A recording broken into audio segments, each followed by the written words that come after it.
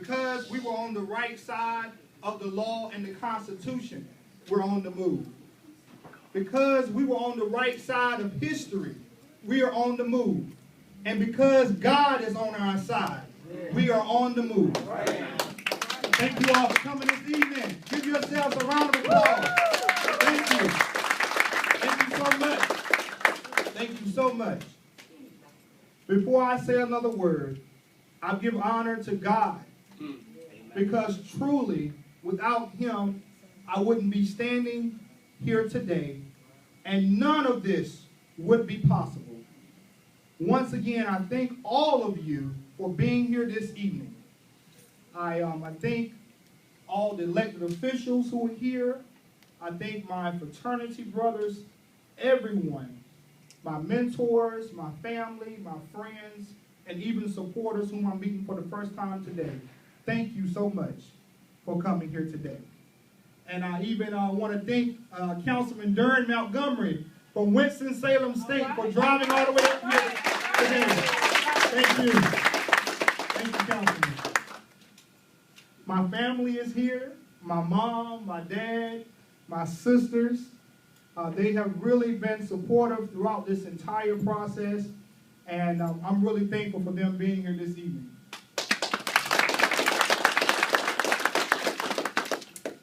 I want to now tell you how special this moment is for me to have State Senator Don Davis stand before you and introduce me and endorse my candidacy. I am more humbled by this moment and those words than you know. As Don said, I've known him since I was a little kid in Snow Hill. Don Davis was really my first model in public service and has unequivocally been a mentor since I first met him when I was in middle school. I met him. I met him at the I Have a Dream celebration at middle school, and I'll never forget my teacher. She said, "Montravias, we want you to recite the I Have a Dream speech." And I said, "Oh, well, I don't know about that. You sure you want me to do it? This is my first time being asked to speak anywhere." Well, I decided, I said, okay, I'm going to do it. I was looking through the speech. These are some big words, interposition and nullification. And here I am in middle school. I'm trying to figure out what in the world do these words mean. And so finally, I got up there, I did the programs, did the speech, and now I know that speech by heart.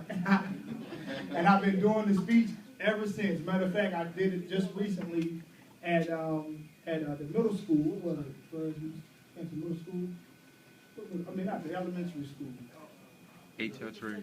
Yeah, H.L. Trigg Middle School. So, yeah, that was the very first time that I met Senator Davis, and he's been my mentor ever since. Speaking of Snow Hill, it's no secret that I was raised in Greene County, North Carolina, by two of the best parents in the entire world. All right. Give them a hand. Okay. My parents always taught me that an education was the key to success. From an early age, my parents instilled in me the fundamental principles of hard work and service. With those principles, I started a newsletter in middle school. With those principles, I was elected as student body president and battalion commander in high school. And with those principles, I enrolled at Elizabeth City State University and started voting as early as I could and became very active on campus and in the community. And with those principles, I am running to become your next councilman for the 4th Ward.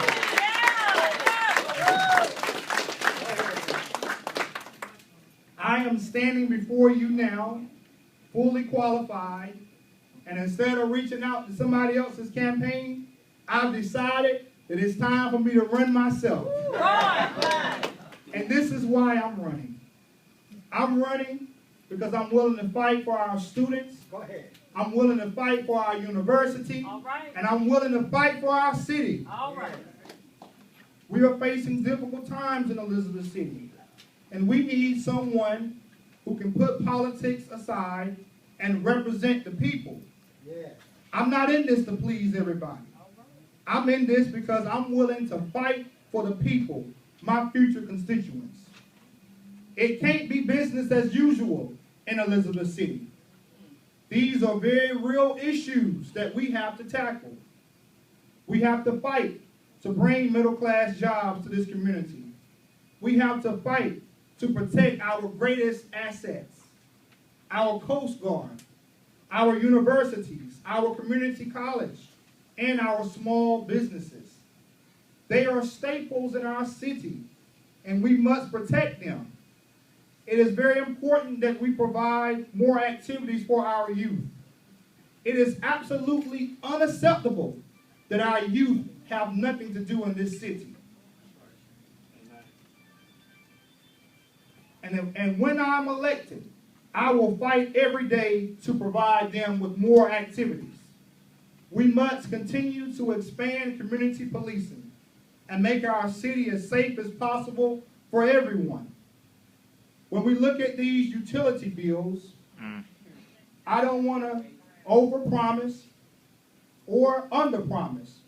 However, I will say that I will fight to stabilize the rates. I am going to be that voice that come hell or high water, I'm going to fight to keep the doors of our university open. I'm going to fight to protect and expand our Coast Guard base and our small businesses. I want you to know that not only am I willing to fight for you, but I'm going to fight for your family. I'm going to fight to attract new businesses to Elizabeth City and bring new jobs. I'm going to fight for our children.